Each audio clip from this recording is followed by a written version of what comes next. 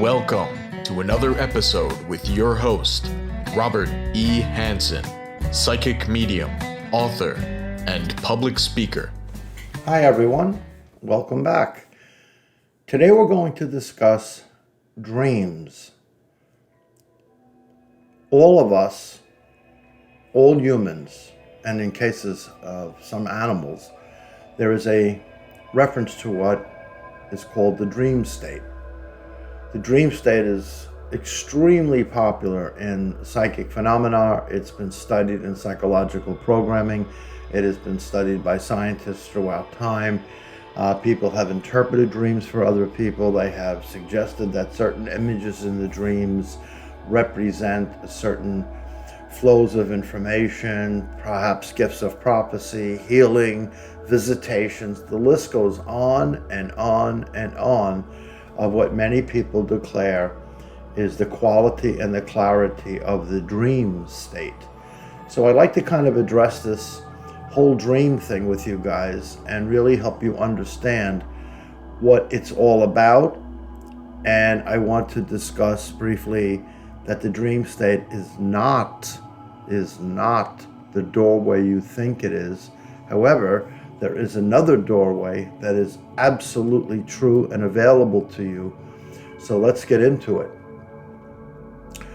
When someone arises in the morning, you get up, you go to work, whatever you may do during the day, get the kids to school, go to a job, volunteer at a senior care center, whatever your task may be in the morning, we awaken. We wake up out of the sleep state.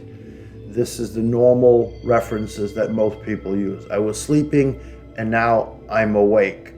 By the way, this metaphor is also used in spiritual practice where someone is kind of enclosed, they're kind of dark in their personality. The whole world seems to be very difficult for them. Everything is a challenge. And in meditation practice and spiritual practice, there are people that have broken through this dark cloud around them, and they've had this illumination, this sense of light has entered them, and they actually awaken, or in some cases, it is referred to enlightenment. In other words, the inner light has come back on again, or the inner light, which was always there, has now re-illuminated, and the person has come out of the state of sleepiness into the wakeful state or the awakened state. This is very, very popular in Eastern traditions, in the Eastern cultures, that someone has awakened. But getting back to the dream state. So we get up in the morning and we are moving around and we're awake. In other words, we're conscious, we're moving around, we're brushing our teeth, having coffee, starting the car, whatever your mode of movement is in the daytime. And we're out there and we're negotiating with people and we're talking to clients and we're purchasing groceries and, just a normal everyday routine where you're awake and you're conscious and you're observing and participating in the world as we know it. That is the most pervasive state that all humans move through. Out of a 24-hour cycle, most people are usually awake about 16 to 18 of those hours. However, there are times throughout the course of a day. You may lay down and take a quick 15-minute nap. You may put your feet up on the desk at work. You may close your eyes and sit in the car. You may come home after work. It's been a long day. You pull off to the side of the road to catch your breath for a minute. You lay back for 5 minutes because you have a long trip ahead of you. And whatever the variation might be, there are many folks, and I'm sure you could identify with this, where you're sitting back in your car, in your lounge chair, in your backyard, or on the subway, just coming home on the train, and you kind of nod off. You're not completely asleep. You're not fully awake. You enter into this state of consciousness that I like to call the half-awakened, half-dream state, which is also referred to as daydreaming. People say, oh, I was daydreaming. And you can see this all the time. I'm sure it's happened to you. It certainly has happened to me, where you're sitting in a chair or you're just relaxing for a minute and someone comes up and taps you on the shoulder, or they call your name across the hallway and you go, whoa, oh my goodness, what time is it? Where am I? What the heck happened here?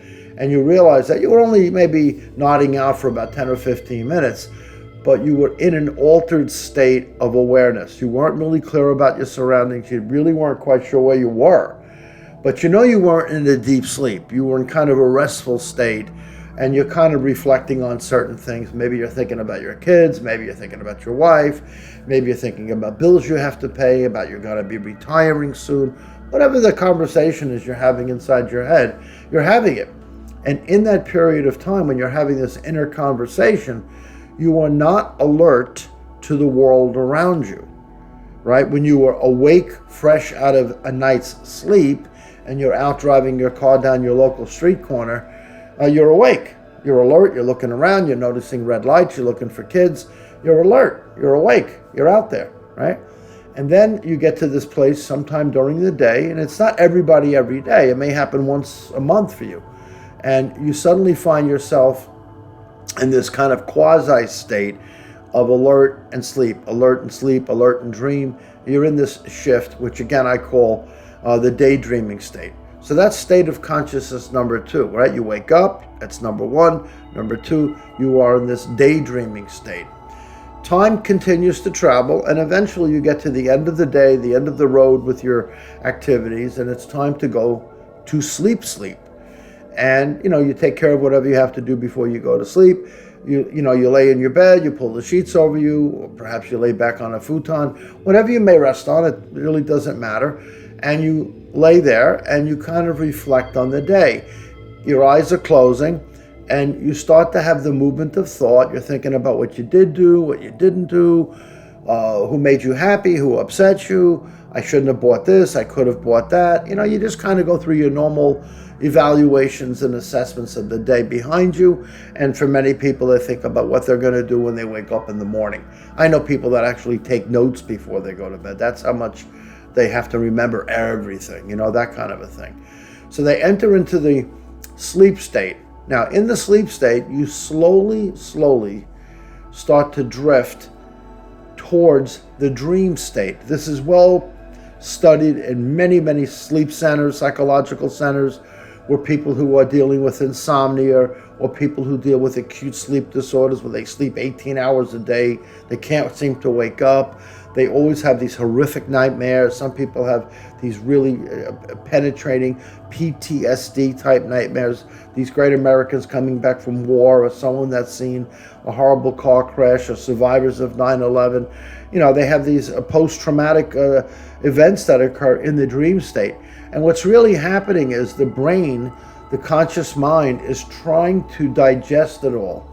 But some of it is so ingrained so deeply into the deep core of the brain, into the mind, into the thought patterns, that it seems to be just a repeating mechanism that keeps, quote, haunting them, right? But for the average person, for the regular person, not some of these folks that are dealing with extreme psychological challenges at sleep time, but for the average person, the normal person is paying bills and running to work and scratches their leg and, has got to go to the dentist, all the regular stuff that we do, they kind of drift into a sleep. When you go into the sleep state, there's a phenomena called REM, R-E-M.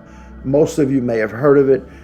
It is when the sleep therapists, physicians, can actually monitor when your eyes start to move. REM stands for rapid eye movement. Rapid eye movement. They can literally watch your eyes moving underneath your eyelids. You're sound asleep. You don't know this is going on. And you are literally at that moment in the sleep state where now you have shifted from sleep into dreaming. You are now beginning to dream. And those dreams, in most cases, are usually very distorted or they're very fragmented. It's a very rare person that dreams clearly every evening with full and total memory of every dream every night. I never met anyone that has done it. Some people claim it. I'm not so sure if that's completely true. but I'll give them the benefit of the doubt. But most people, they have fragments in the dreams, and if you wake up in the morning and they say, what were you dreaming about last night? You were tossing and turning. They might say, I don't know, it had something to do with when I was a kid and I got bit by the dog. I don't know why I'm dreaming about that. I'm in my mid-40s now, and I had a dream about when I was 5 years old and the dog bit my hand. I don't know why, but that's what came up. It is often suggested that these fragments of thought, these emotional fragments like little splinters, eventually pop to the surface, and in a particular evening or a particular daydreaming episode too, by the way, they rise up and the brain is kind of filtering it out, and actually it becomes a healing mechanism. I don't know if you guys realize this or not, but during the Cold War, way back in the 50s and 60s in the United States and other countries, of course,